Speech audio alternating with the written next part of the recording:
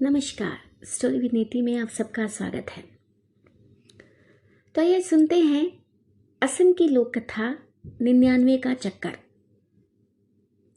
कहानी सुनने से पहले और सुनाने से पहले मैं आप सबसे रिक्वेस्ट करना चाहूँगी कि आप प्लीज़ मेरे चैनल को सब्सक्राइब जरूर करें ताकि आपको मेरे आने वाली हर वीडियो और हर ऑडियो का नोटिफिकेशन मिलता रहे, सबसे पहले मिलता रहे। तो आइए सुनते हैं कहानी 99 का चक्कर मेरे साथ, यानी आपकी अपनी नीति के साथ।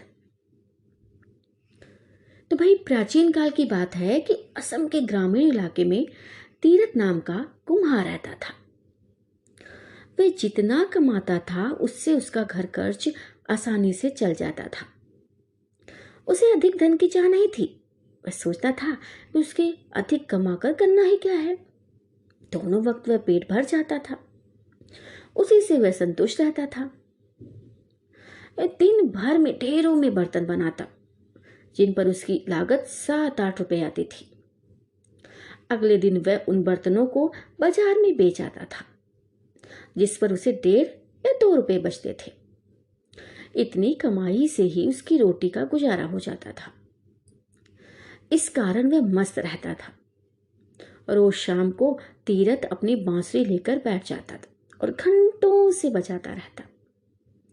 इसी तरह दिन बीतते जा रहे थे। धीरे धीरे एक दिन आया कि उसका विवाह भी हो गया। उसकी पत्नी का नाम कल्याणी था। कल्याणी एक अत्यंत सुघड़ और सुशील लड़की थी। वह पति के साथ पति के काम में खूब हाथ बटाने लगी। वह घर का काम भी खूब मन लगाकर करती थी। अब तीरथ की कमाई पहले से बढ़ गई। इस कारण 2 लोगों का खर्च आसानी से चल जाता था। तीरथ और कल्याणी के पड़ोसी ये देखकर चलते थे कि वे दोनों इतने खुश रहते थे। दोनों दिन भर मिलकर काम करते थे। तीरथ पहले की तरह शाम को बांसुरी बजाता रहता था। कल्याणी घर के भीतर बैठी कुछ गाती गुनगुनाती रहती थी।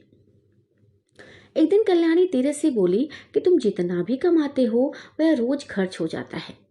हमें अपनी कमाई से कुछ न कुछ बचाना जरूर चाहिए। इस पर तीरथ बोला, हमें ज्यादा कमा कर क्या करना है?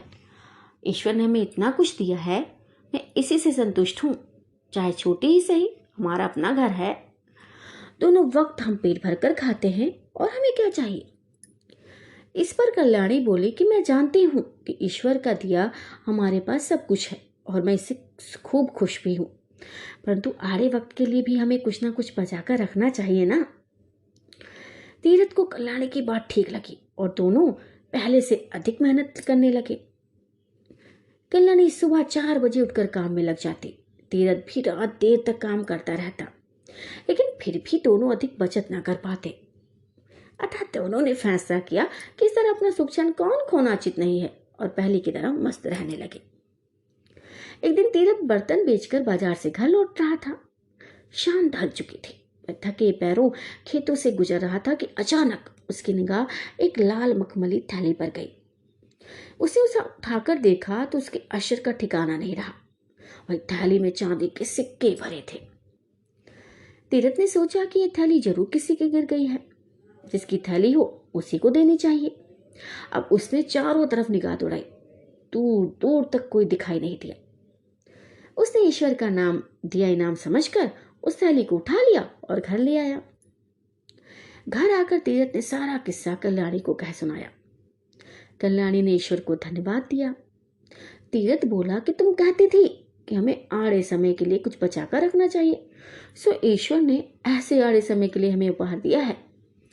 ऐसा ही लगता है, कल्याणी बोली। हमें गिनकर देखना चाहिए कि चांदी के रुपए कितने हैं। फिर दोनों बैठकर रुपए गिनने लगे। पूरे 99 रुपए थे। दोनों खुश होकर विचार विमर्श करने लगे। कल्याणी बोली, इन्हें हमें आड़े समय के लिए उठाकर रख देना चाहिए। फिर कल को हमारा परिवार बढ़ेगा तो खर्चे भी तो बढ़ेंगे। तीरथ बोला, पर 99 की गिनती गलत है। हमें 100 पूरा करना होगा, फिर हम इन्हें बचा कर रखेंगे। कल्याणी ने भी हाँ में हाँ मिलाई। दोनों जानते थे कि चांदी के 99 रुपए को 100 रुपए करना बहुत कठिन काम है, परंतु फिर भी दोनों ने दृढ़ निश्चय किया कि इसे पूरा करके ही रहेंगे। अब तीरथ और कल्याणी ने दुगनी चौगुनी मेहनत से काम करना शुरू कर दिया। तीरथ भी बर्तन बेचने सुबह ही निकल जाता, फिर देर रात तक घर लौटता। इस तरह दोनों लोग थक कर चोर हो जाते थे। अब तीरथ थका होने के कारण बांसुरी नहीं बजाता था, ना ही कल्याणी खुशी के गीत गाती गुनगुनाती थी। उसे गुनगुनाने की फुर्सत ही नहीं थी, ना ही वह अड़ोस पड़ोस की मोहल्ले में कहीं जा पाती थी। इस तरह दिन रात एक करके दोनों लोग एक एक पैसा जोड़ रहे थे। इसके लिए उन्होंने 2 वक्त के स्थान पर 1 वक्त भोजन करना शुरू कर दिया। लेकिन चांदी के 100 रुपये पूरे नहीं हो रहे थे। यूं ही 3 महीने बीत गए। तीर्थ के पड़ोसी खुसर फुसर करने लगे कि इनके यहाँ जरूर कोई परेशानी है, जिसकी वजह से ये दिन रात काम करते हैं और थके थके रहते हैं। किसी तरह 6 महीने बीतने पर उन्होंने 100 रुपये पूरे कर लिए। अब तक तीरथ और कल्याणी को पैसे जोड़ने का लालच पड़ चुका था। दोनों सोचने लगे कि 100 से क्या भला होगा, हमें 100 और जोड़ने चाहिए। अगर 100 रुपये और जुड़ गए तो हम कोई व्यापार शुरू कर देंगे और फिर हमारे दिन सुख से बीतेंगे। इसलिए उन्होंने आगे भी उसी तरह मेहनत जारी रखी। इधर पड़ोसों की बेचैनी बढ़ती जा रही थी। एक दिन पड़ोस की रम्मो ने फैसला किया कि वे कल्याणी की परेशानी का कारण जानकर ही रहेगी। वह दोपहर को कल्याणी के घर जा पहुंची। कल्याणी बर्तन बनाने में व्यस्त थी। रम्मो ने इधर उधर की बातें करने के पश्चात कल्याणी से पूछ ही लिया कि बहन, पहले तो तुम रोज शाम को मधुर गीत गुनगुनाती थी, आजकल तुम्हारा गीत सुनाई नहीं देता। कल्याणी ने यूं ही कहकर बात टालने की कोशिश की और अपने काम में लगी रही, परंतु रम्मो खम मानने वाली थी। ये बात को घुमाकर बोली, आजकल बहुत थक जाती हो ना, कहो तो मैं तुम्हारी मदद कर दूं। कल्याणी थकी तो थी ही, प्यार भरे शब्द सुनकर पिघल गई और बोली, हाँ बहन, मैं सचमुच बहुत थक जाती हूँ, फिर क्या करूँ, हम बड़ी मुश्किल से 100 रुपये पूरे कर पाए हैं। क्या मतलब? रम्मो बोली तो कल्याणी ने पूरा किस्सा कह सुनाया।